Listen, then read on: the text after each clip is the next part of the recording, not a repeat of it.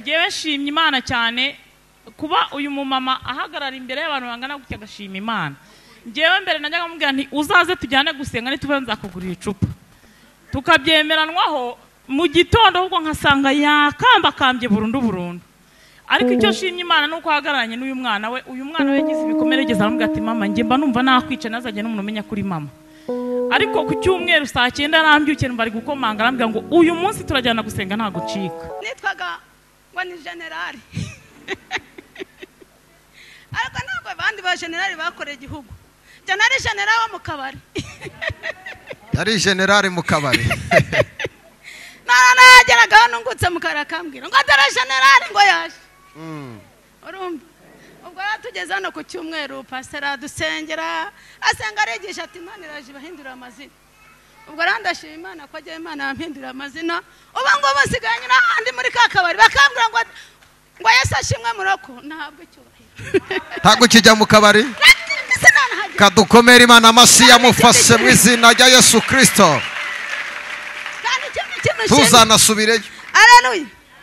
Ikindi kintu nshimira Imana, nshimira Imana yuko nazanye n'abana banjye. Ubundi sinageraga mu rusengero. Abana be bari he? Ngwena mwana Musa bakuke. Ikindi kintu nshimira Imana. Ariko urumva atari by'agaciro kubona umuntu ava mu kabara agakizwa, iyo Mana ntitwayikomera amasi menshi. Ikindi kintu nshimira Imana, ubone nazanywe n'uyu mumama Cecile. Najyaga sinda nkagenda nkaryamiwe. Wajya gusinduka ryamiwe. Nkagenda nkicara iwe hakorera ku kazi. Noneho rakambwa ati mama ime wakijijwe aretse tukajyana gusinga. Nkanga tinzagutegera. Nkabyanga. Nara umunsi umwe agenda mubyukiye saa 11. Njya kumbwa ni Cecile uzi ko nje ngo tujye gusenga. Ndasingwe nadushima Imana. Aguruka. Amen.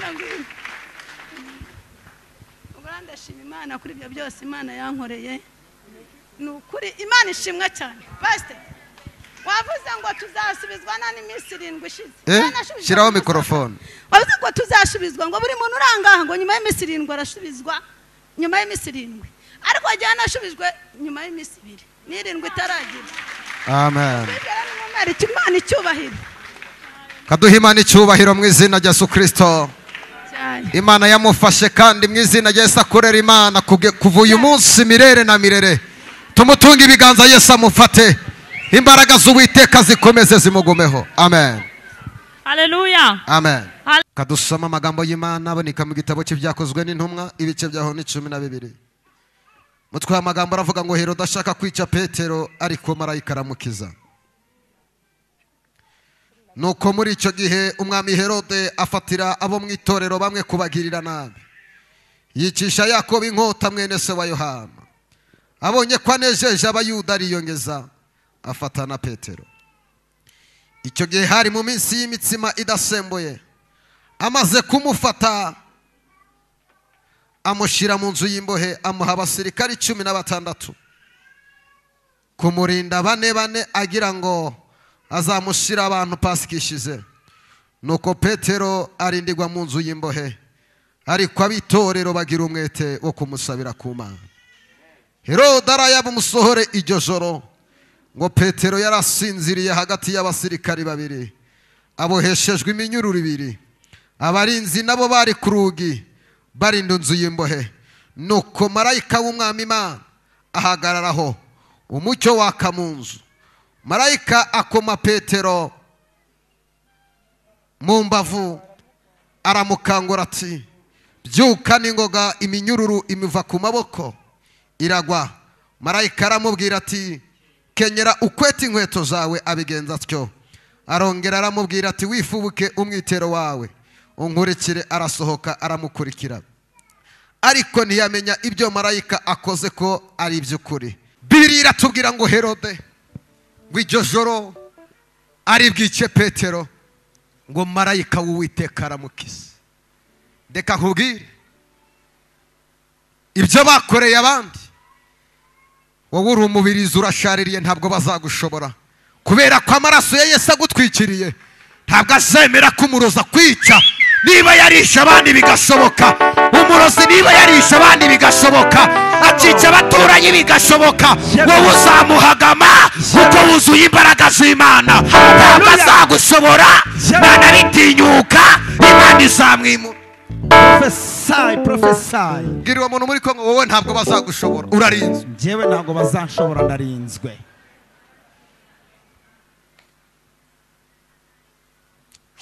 Herode yari amaze kwica Yohana, ngo aranezerwa, yumva ko anejeje Abayuda. Haravuga ngo nimureke mabwire, mu gitondo na Petero mumufate, ejo mu gitondo mu minsi mukuru nzamwica. Herode yari azi ko ibyo yakoreye abandi bizakunda. Iyo wavuganye n'Imana, ukuboko kw'Imana kuguhora. Haravuga ati nawe nzamwica. Ngo amushira mu nzu y'imbohe. Umuhungu agezemo ngo arasenga. Reka mbabwire, nubona ibintu byose binaniranye, nta kindi kiba gisigaye, ni ugupfuka mu gasenga. Nubona umugabo yakunaniye, wikwirukanka ujya mu bapfumu, nta kindi gisigaye, ni ugupfuka mu gasenga.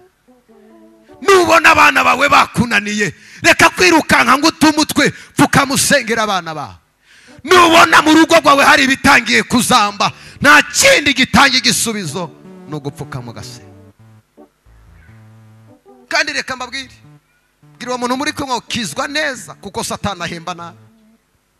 Mbere y'uko Imana igutabara, igomba kukunyuza mu muraba n'ibibazo n'amahwa, ikagukamuramo amasereka n'imiteto by'iwanyu, kugira ngo Imana nigutabara hatazagira umuntu n'umwe ubyiyitirira akavuga ko yabigizemo uruhare. Kugira Imana nigutabara, abantu bazavuge ngo Imana yasenze niyo yonyine imukuye mu menyo ya rubanda. Prophesy. Mbwira uwo muntu muri kumwe ngo Imana izagukorera ikintu kizayitirirwa yonyine. Yego. Imana izagukorera ikintu kizayitirirwa yonyine. Mbibutse iki kintu, iyo hari ikintu kikishingikirije, ntabwo Imana ishobora kuza.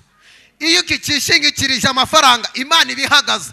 Iyo kikishingikirije umugabo wawe, Imana ibikuretse. Iyo kikishingikirije iduka ryawe, Imana ibikuretse. Iyo uvuze ngo Mana, ndabona intambara ndimo ndagwana zinaniye, ukayihereza umwanya mu bintu byawe, Imana iramanuka ikagutabara. Bwira uwo muntu muri kumwe ngo hereza Imana agaciro mu bintu byawe, ibindi byose Imana izagira gute? Izabikora. Amen.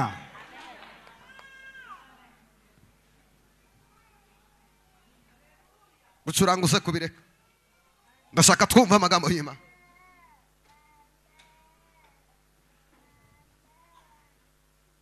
Reka nibutse iki kintu abantu tutajya tubana. Hari amakosa atatu Imana itagikora. Ikosa rya mbere, Imana ntishobora kugutabara utaraseba. Bwira uwo muntu muri ngo niba utaraseba, ihangane nawe uzaseba.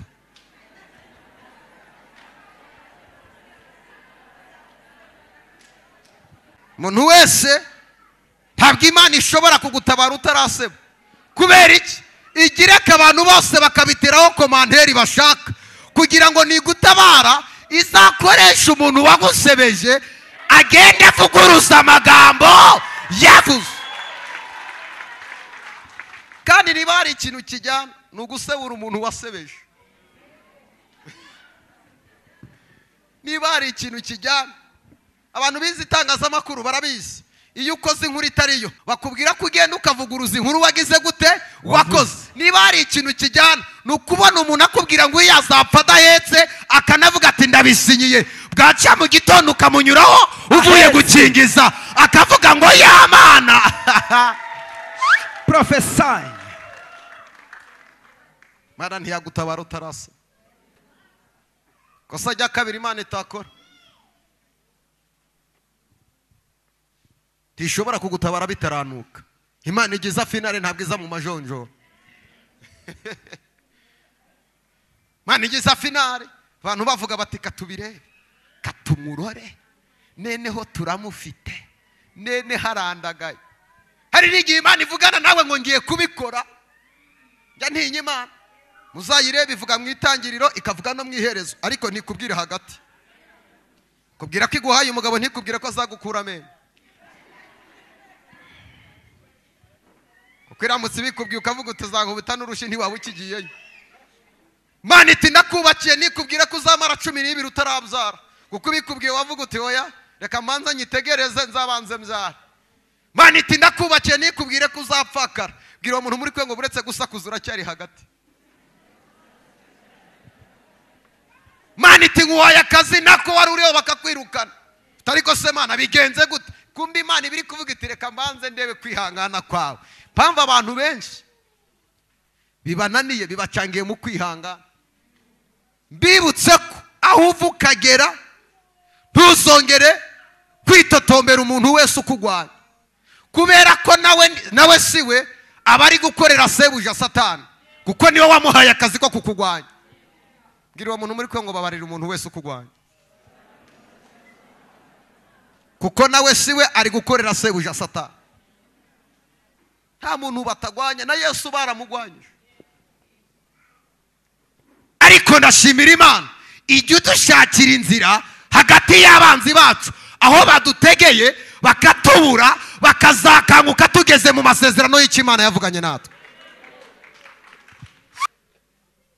Satani akimenya amakuru ko Yesu azaza, yaravuze ati umva reka tumutega mbushe. Ashaka ingabo zose ziratega ngo Imana ibyitegereze, ngo ifata marayika Gaburiyeli iramubwira ngo yewe Gaburiyeli, nonaha manuka ubwire Mariya ko azasama inda, azasama inda y'umwana w'umuhungu, kandi uwo mwana azaba yitwa Yesu. Ngo Gaburiyeli agenda na Yesu mu kanwa, ngo yongorera Mariya, aramubwira ngo yewe Mariya we uzasama inda y'umwana w'umuhungu, uwo mwana azitwa Yesu. Kumbi cya Satani bariyeri cyaziteze, gitegereje ko azamanuka kigakubita, yaje gutungurwa Yesu amaze kuvukira mu muvure. Bwira umuntu muri kwe ngo igisubizo cyawe Imana yagihisha aho Satani azahagarara. Igisubizo cyawe Imana yagihishe Satani rwose nukuri. Akanguka Yesu yamaze kutugera, haravuga ati ngiye gupfira umuntu. Ikora ibyo yishakiye mu bumana bwayo, yo ntivuguruza, iracyari kumwe natwe